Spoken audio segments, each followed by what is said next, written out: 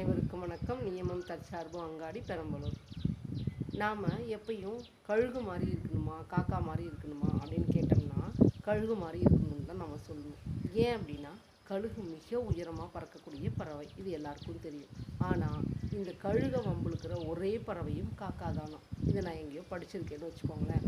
இந்த கழுகு என்ன பண்ணுமா, எப்போ பார்த்தாலும் இந்த காக்கா வம்புழுக்கும் போது அது ஒன்றுமே திருப்பி பண்ணாமல் எவ்வளோ உயரமாக மேலே பறக்க முடியுமோ அவ்வளோ வேகமாக மேலே பறந்துகிட்டே போகுமா.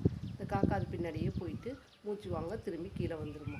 அதுபோல் நம்மளுடைய இலக்கை அடையிறதுக்கு நிறைய முயற்சி செய்வோம். அப்போ நிறைய கேலி கிண்டல் இதெல்லாம் வரும். அதெல்லாம் நம்ம பெருசாக யோசிக்கக்கூடாதுங்க.